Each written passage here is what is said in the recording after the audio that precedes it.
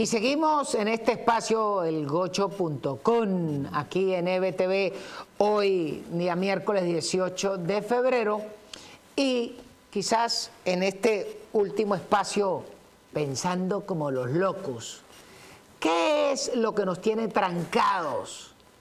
Porque veíamos a un pocotón de gente rumbeando en las diferentes playas del país, y uno se pregunta, bueno, ¿y esa gente no trabaja? ¿O vamos a seguir promoviendo un país quebrado, un país para el perro y donde la gente no trabaja? Ah, pero resulta que hay mucha gente que está contando que le paguen lunes y martes de carnaval sin trabajarlo. Bueno, yo creo que estamos equivocados. Definitivamente tenemos que ver al futuro y para ver al futuro hay que trabajar. No podemos tener un país que tenga suetos para tirar para el techo. Y hay que cambiar, además de eso, la ley laboral. Porque si los alemanes, después de la Segunda Guerra Mundial, con un país destruido, con una economía destruida, que no estaban produciendo ni siquiera comida y lo que estaban recibiendo era el apoyo del Plan Marshall, y pudieron salir de abajo, y eso lo lograron gracias a la visión del ministro de Economía, que luego se llamó el milagro de Erhard. ¿Y qué fue lo que hizo el señor Erhard? Sencillo. Nadie contrataba para trabajar porque había una escala de salarios y sueldos y además no se conseguía la comida porque había una regulación de precios. ¿Y qué hizo este tipo? Agarró y de domingo para lunes agarró y publicó en Gaceta una ley, una Gaceta oficial que decía que Alemania eliminaba todos los controles de precios y cada quien vendía sus bienes y servicios al precio que Dios les socorra, a ver quién se lo compra. Y la segunda gran decisión fue eliminar la tabla de sueldos y salarios. Cada quien contrata de forma libre y libérrima y aspira que le paguen lo que puedan.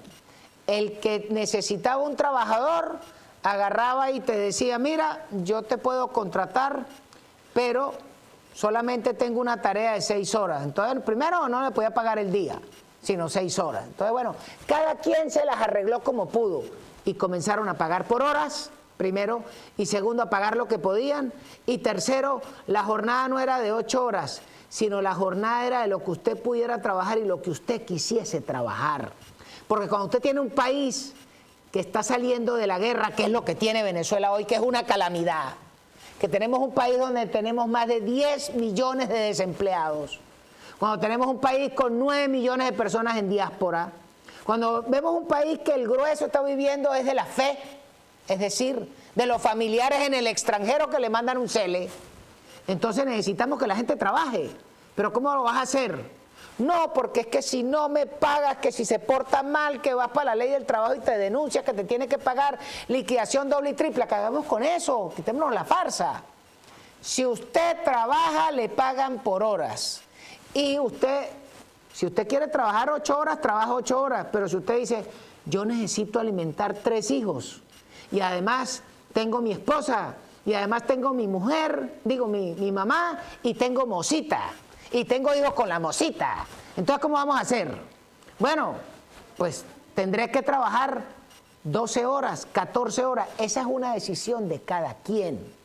Y el empleador decide, bueno, yo te pago las 14 horas que tú quieras trabajar, pero te pago sencillo, porque no pago sobre tiempo. Bueno, y así arrancó Alemania. Y a la vuelta de 10 años era la 4ª economía del mundo. La primera era Estados Unidos, después fue Japón, la tercera era Inglaterra, después fue Alemania, y esa fue la realidad de la posguerra. Es liberar los precios y liberar los salarios. Y además cambiar las reglas de juego. En Venezuela se tiene que pagar por horas. Y si usted trabaja las horas, se las pagan. Y si usted se porta mal, chao, Lin, te largas. no trabajas más. Eso es lo que tenemos que plantear y hay que acabar con esa sinvergüenzura de la inamovilidad laboral. ¿De qué ha servido?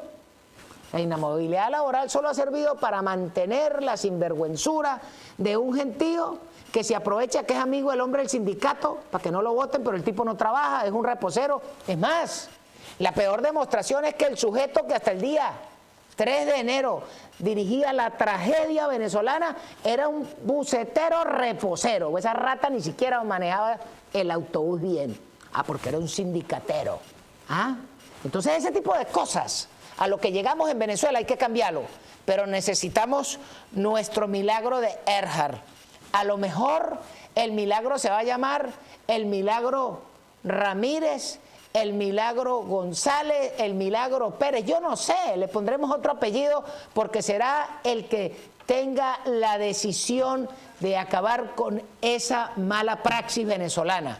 Le pondremos otro nombre a ese milagro, pero sobre todo el gran milagro es Donald John Trump, porque ese fue el que nos quitó estos bichos encima. Y gracias a eso hoy tenemos el perfil de que estamos trabajando en un proceso de transición donde muy pronto tendremos libertad, pero hay otra que no nos podemos quitar de encima. El tutelaje americano va a durar. ¿Por qué? Bueno, fácil. Porque los americanos nos hicieron ricos desde Gómez hasta 1976. Después le dimos una patada y lo despachamos. ¿Y qué hicimos? Nos quebramos, nos autodestruimos y ahora los americanos vinieron a salvarlo. ¿Sabe cuándo nos vamos a quitar la tutela? Más nunca. Y si no, voltea a ver en Japón. Japón es el primer socio comercial de los Estados Unidos. Estados Unidos es el primer socio comercial de Japón. Pero la base de los Marines está en Okinawa. Y créame, nosotros vamos a tener que tener una lupa encima de nosotros porque cuando nos dejan solos ponemos la torta. Y si no, veámonos en la foto del famoso 11 de abril, que nos quitamos al tipo aquel de encima, pero jugamos a la venezolana y devolvieron al Sambo. Pero después nos planteamos la siguiente jugada, que fue con el famoso muchacho de Corapal. Lo reconocieron 70 países, jugamos a la venezolana, traicionamos a Trump y pusimos la torta. Hoy al perro lo capan una sola vez porque en la segunda no hay con qué y el catire Trump dijo, con esos indígenas me les pones la lupa y me los tienes arriados. Tenemos que ver así, no nos caigamos a mentira. Bueno, hoy tenemos los comentarios, en este caso del señor Carlos Andrés Moreno Roa. Dice, paisano, el salario mínimo mensual no es de 67 centavos, sino de 33 centavos de dólar, porque el salario mensual son 130 bolívares. Bueno, ese es el desastre. Tenemos que quitarnos ese cuento de que el salario mínimo que está por decreto, ¿para qué? Mire la farsa. Bueno, ponga el trabajo por lo que sea y que usted trabaje por lo que le quieran dar. Y usted, si a usted le gusta lo que le ofrecen, usted trabaja. Y si a usted no le parece, no trabaja. Pero también hay que recordar que el que no trabaja no come. La segunda pregunta es el señor Roberto Vargas. Dice, qué bueno verle la cara a diario. El hombre con el panorama más claro sobre cómo deberían ser las cosas sin pelos en la lengua. Bueno, yo lo que trato es de opinar según mi visión de cómo yo veo las cosas. Yo, más allá de tener una licenciatura en electrónica, pero sobre todo ser un ganadero confiscado, más allá de eso, yo lo que soy un ciudadano que quiero que tengamos propiedad y libertad. Y después dice Marinelli de Gobella. Señor Gocho, yo lo he oído durante mucho tiempo, un placer conocerlo. Para mí también es un placer, si aquí se hace lo que se puede y sobre todo queremos tener una mejor Venezuela. Muchísimas gracias por su atención y mañana volveremos en este espacio, elgocho.com, aquí en EBTV, con más invitados para seguir tocando otros temas, porque la política no se acaba.